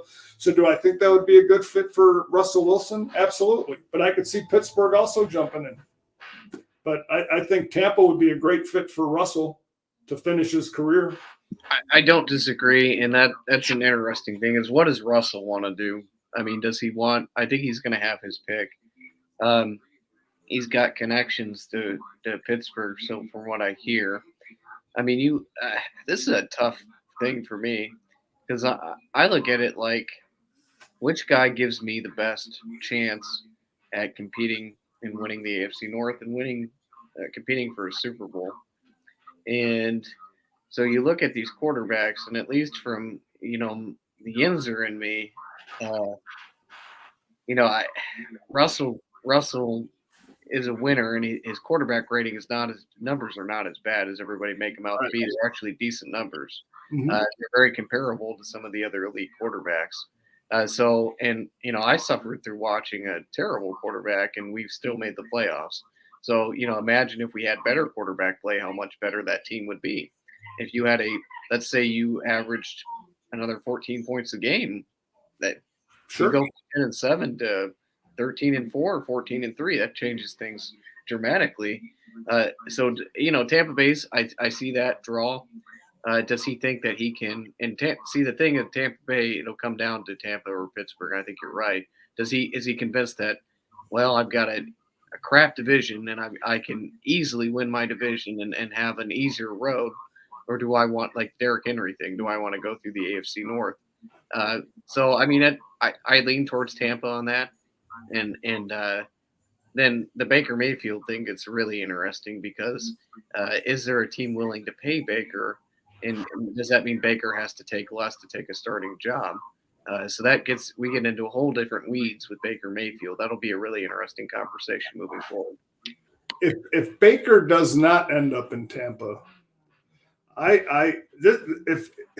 if my scenario in my brain comes to fruition, I see Russell Wilson in Tampa, I see Justin Fields in Pittsburgh, and I see Baker Mayfield playing for the New England Patriots. That's my scenario. Dave, you're killing me. That's the worst. I'm looking at it, but I don't necessarily think Justin Fields in Pittsburgh is a bad thing. I don't. Because, again, I think Justin Fields in your offense, with the players that you have, Najee, Jalen, your two wide receivers, contrary to people's opinion, Justin Fields and DJ Moore was incredible last year in Chicago. He could bring out the best in George Pickens because the one thing about Justin Fields that he doesn't get a lot of credit for when he has time to throw and he throws it in the pocket, he throws dimes to his wide receivers. I mean, go watch film. Go watch the tape of Justin Fields throwing the ball to DJ Moore. And most of those catches were in stride. They weren't like comebackers. And that's what you want. You want a George Pickens to be catching the ball in stride, running down the field, and getting yards after the catch. And I think people give Justin Fields a knock, but let's be honest. Justin Fields has played in 3 different offenses with crappy coaching and no talent. Last year was the first time he had any wide receiver talent on his team with DJ Moore, and he did great. And I don't think Justin Fields is a bad quarterback. Dave. And so, I mean, Mitch went to Pro Bowl in Chicago. So the Mitch Trubisky experience scares me because he was absolutely dog crap, and he was the reason why we had to win out at the end of the year because he was dog crap when he came in. And so, that athletic quarterback that can move and that has a rocket arm. From Chicago, I've had that experience here the last 2 years. Well, and so you're asking me. But just remember 2 things that are very important that are different between Mitch Trubisky and Justin Fields. You had Mitch Trubisky, who was in Chicago. They drafted Justin Fields. They cut him. Mitch Trubisky was not a starter. Mitch Trubisky was a backup after he left Chicago. So it wasn't like Mitch Trubisky went from Chicago to, I don't know, name team that needed a starting quarterback, and he was starting for 2 years, and you got a full picture of what he gave you. He was a guy that you thought you could come in, and if your quarterback was bad or if he got hurt, he could win you a game or two. But for 2 years behind Josh Allen never missed a game, so he didn't have to start one up until Kenny Pickett. So that was a year and a half he sat on the bench before Kenny Pickett got hurt. He didn't have the reps. He didn't have any of that stuff that Justin Fields has. And I think if you get him with the right coaching and the right skill players around him, I think Justin Fields is not going to be this run-happy guy. Yeah, he's still going to run, but you're going to have talent around him that he can just concentrate on being the quarterback and not have to be the entire offense, because that's all the offense was in Chicago was him. And I don't think you do that in Pittsburgh. If that happens, I can't wait. I'm on a podcast with Sean this afternoon as he's frustrated beyond all means because Chicago, once again, is screwing up their entire plan that they had last year. We're like, Chicago could be really good if they do this right. And then Chicago's like, we're not doing it right. And so I would love to watch Sean or get a video of Sean, his reaction to all that. That would be quite entertaining. Yes, it definitely would be entertaining because let me tell you, you guys are all talking out your asses. Bears are not going to get rid of Justin Fields unless they're just throwing him out there. If they could get like an incredible pick, like if they get the 4th pick of the draft for him, yeah, then they could go ahead and do it. But no, I understand. Next year's quarterback classes is supposed to be amazing, but next year's quarterback class isn't supposed to be amazing. That's what I said. Oh, okay. But this guy has had crap, and unfortunately Eberflus is still the coach.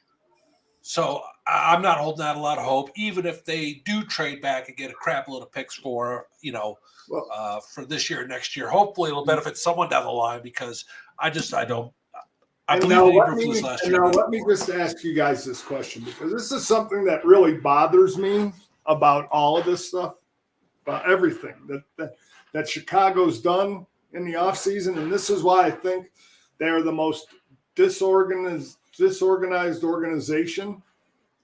So let's just say this and tell me what you think. Chicago goes ahead and trades Justin Fields, drafts Caleb Williams number 1. You got your same coaching staff all in place. And bam, you go 4-13. Eberflus is fired. They bring in a new coaching staff. They fire the GM. They fire everybody. So they bring in a new coaching staff. now the coaching staff has to deal with what the last coaching staff, who had the number one pick, who had all these picks, could have done whatever he wanted to do to build his team. This is my issue with young quarterbacks who get on teams that are perennially bad and they never develop properly. Because you take a guy like Caleb Williams, you might never see his full potential because they get drafted to teams like Chicago, to Cleveland, to, I don't know, name a team, the Jets.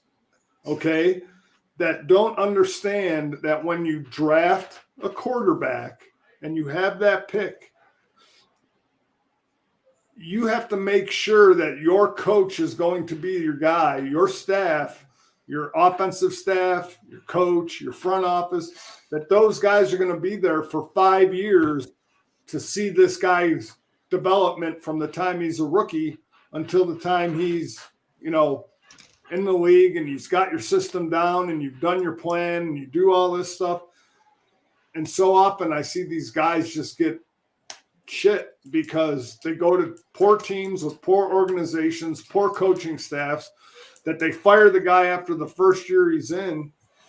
And it happened with Justin Fields, and they've never developed them. Justin Fields had, who was the coach before Eberflus? Fox. In Chicago? Was it Nagy? Was it Ryan Poles? Brian Poles was the GM. Oh, yeah. Yeah, I think it was Nagy. Matt Nagy. Yeah. Yeah, the first year Matt Nagy was the coach. So it's like now you've seen some development with Justin Fields and you're ready to move on from him. You have the first overall pick. You could revamp your entire team. You could trade down a couple spots, keep Justin Fields, get you a wide receiver, some playmakers, offensive line, fill your team that way, and keep Justin Fields and allow him to continue with the same coaching staff, same offensive staff, and build your team that way instead of redoing your whole team when if this team goes 5-12, 6-11, whatever, you're firing your damn coach, and now your first round pick is going to have to start over. You're never going to break the cycle. Thoughts? Do you agree, disagree? I think you asked the longest questions known to man. That question just took 4 minutes to ask. Besides that, I agree with everything you said. You're absolutely right. And that's, the quarterback position is the hardest position to fill in all of sports. I don't think you could name one other position in any sport that hinges so much on a team's success or failure.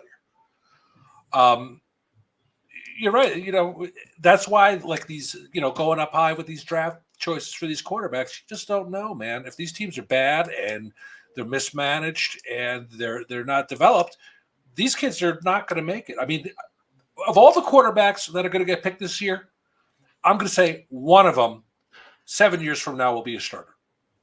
That's it. Okay. You guys are sleeping on Texas got Quinn Ewers, and he's really good, and he's going to come out next year and kill it. So, I mean, there may not be a lot of quarterbacks, but there are more quarterbacks coming, and Sure. it's really early in the game. But I don't disagree with what Sean says. Do we have a 2004 NFL draft where you get 3 Hall of Famers in the first round, or like the one with Marino? Do you have a draft like that? I don't know. I mean, it's hard saying, but your scouting department is really important. And so if you're the Bears, the only way you trade Fields is if you're scouted and you've done your homework and you believe 100% this is the guy. This is the guy. This is the Peyton Manning. This is, that franchise-changing moment that we can draft a quarterback. And similar to the Colts, I mean, they traded Peyton Manning because Andrew Luck, and he should have been, was going to be that next Peyton Manning. And so they were able to move on from him. Justin Fields is young, and it's really not fair what the Bears have done to him. So we'll see what happens. Well, and again, I look at this like this. Okay, I think the Washington Commanders did it right. Now, I might not agree with the head coach per se, but again, I think they did it right. They cleaned out everything. They got rid of their front office. They got rid of their coaching staff. They brought in a new front office. They brought in a new coaching staff. So if they're going to pick Jaden Daniels with the second pick or the other guy, Drake May, that coach and that GM are tied to him through his 5 years. Those guys are going to get that time to build that quarterback. I think it does a quarterback a disservice when you have a coach who could very well be a lame duck guy. You bring him in, you bring that quarterback in to learn one system, and next year he's learning a different one. And that's the disservice that happens to the quarterbacks. And I don't blame the quarterback. I blame the organization. And until the organization gets out of its dysfunction and understands how this really works, I think they're just doomed to keep repeating the same cycle. It doesn't matter the name, doesn't matter the person. They're just going to repeat the same cycle. So that's all I was saying about it. So, okay. Any final thoughts, Sean? Go ahead.